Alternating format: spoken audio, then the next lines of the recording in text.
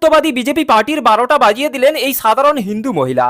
হিন্দুত্ববাদী বিজেপি নেতারা ষড়যন্ত্র করে মিথ্যা প্রচার করে মুসলমানদেরকে ফাঁসানোর চেষ্টা করেছিল, কিন্তু এই সাধারণ হিন্দু মহিলা হিন্দুত্ববাদী বিজেপি পার্টির বিরুদ্ধে যে কড়া পদক্ষেপ নিয়েছে তাতে এই হিন্দুত্ববাদী বিজেপি নেতাদের পুরোপুরি 12টা বেজে গেছে। তো চলুন এই ভিডিওটি ধৈর্য ধরে শেষ পর্যন্ত দেখুন। প্রথমে দেখুন হিন্দুত্ববাদী বিজেপি নেতারা কিভাবে মিথ্যা প্রচার করে ষড়যন্ত্র করে দাঙ্গা লাগিয়ে মুসলমানদেরকে ফাঁসানোর চেষ্টা করেছিল, এবং শেষে দেখুন এই সাধারণ হিন্দু মহিলা হিন্দুত্ববাদী বিজেপি পার্টির বিরুদ্ধে যেই কড়া অ্যাকশন নিয়েছে তাতে উল্টে হিন্দুত্ববাদী বিজেপি নেতারা এখন কত বড় বিপদে পড়ে গেল। ও হিন্দুত্ববাদী সংগঠনের দুজন কর্মীকে গ্রেফতার করেছে পুলিশ। তাদের নাম চন্দন মালাকার আর প্রজ্ঞাজিৎ মন্ডল। তার কারণ কি? তার কারণ হচ্ছে যে উত্তর চব্বিশ পরগনার গোপালনগর এলাকার যে আকাইপুর অঞ্চল, সেখানে তারা একটা পাকিস্তানের পতাকা তুলেছিল এবং তার পাশে তারা লিখে দিয়েছিল যে পাকিস্তান জিন্দাবাদ এবং হিন্দুস্তান মুর্দাবাদ। এবং এটা কিন্তু কোনো হঠকারী সিদ্ধান্ত নয়, রীতিমতন হোয়াটসঅ্যাপে চ্যাট করে তার মাধ্যমে ডিসিশন নিয়ে সম্পূর্ণভাবে পরিকল্পিত উপায়ে এটা করা হয়েছে। যে ঘটনা এখন আর এটা কোনো বিচ্ছিন্ন ঘটনা নয়, কারণ প্রত্যেকটা দিন গোটা ভারতবর্ষ জুড়ে, শুধু এই রাজ্য বলে না, গোটা ভারতবর্ষের বিভিন্ন রাজ্যে এই হিন্দুত্ববাদী সংগঠনের কর্মীরা বা সমর্থকরা এরকম কোনো না কোনো সাম্প্রদায়িক উস্কানিমূলক কাজ নিয়ে আসুন। একটা ছোট তথ্য দিই আপনাদেরকে। প্রথমেই বলবো কর্ণাটকের নাম। কর্ণাটকে সিদ্ধারূপা নামের একজন হিন্দু যুবক, সে মুসলিম সেজে মুস্তাক আলী এই নাম ব্যবহার করে মন্দিরে হামলা করে, মানে হামলা করবার কথা ফেসবুকে পোস্ট করে, পরে পুলিশ তাকে গ্রেফতার করে। তারপরের রাজ্য বিহার, সেখানে হিন্দু যুবক আয়ুষ কুমার জয়সওয়াল মুসলিম নাম নেয় নাসির পাঠান এবং কুম্ভ মেলাতে বোমা মেরে ফেলার হুমকি দেওয়া হয় এবং পরে পুলিশের হাতে গ্রেফতার হয়।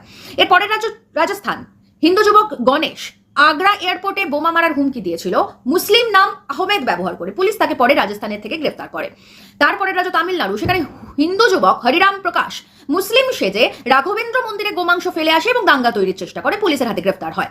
তারপরের রাজ্য উত্তরপ্রদেশ, মুজফ্ফরনগরের মন্দিরে 4 জন হিন্দু যুবক গোমাংস ফেলে এসেছিল মুসলিম সেজে, পরে পুলিশের হাতে গ্রেফতার হয়। এরপর মুর্শিদাবাদ, আমাদের এ রাজ্যে 2 হিন্দু যুবক সাগর বিশ্বাস এবং মদন কুণ্ডু মুসলিম সেজে নিমতিতা স্টেশনে বোমা রাখতে যায়, পরে স্থানীয়দের হাতে ধরা পড়ে। দাঙ্গা তৈরির যে চেষ্টা সেটা কিন্তু চলছে, আর সেটা করছে হিন্দুত্ববাদী সংগঠন, এবং এরা প্রত্যেকে বলছে যে এরা নাকি মোদিজির ভক্ত। একই সংগঠনের বিভিন্ন শাখা বা ব্রাঞ্চ করছে, তাদের কর্মী সমর্থকরা করছে, তখন বুঝতে হবে যে এদের নিশ্চয়ই সেভাবে গ্রুম করা হচ্ছে, এদের নিশ্চয়ই বোঝানো হচ্ছে যে এইভাবে দাঙ্গা তৈরি করলে তোমার লাভ হবে বা হিন্দুত্বের লাভ হবে, হিন্দু ধর্মের লাভ হবে, সেই কারণের জন্যই তারা এটা করছে।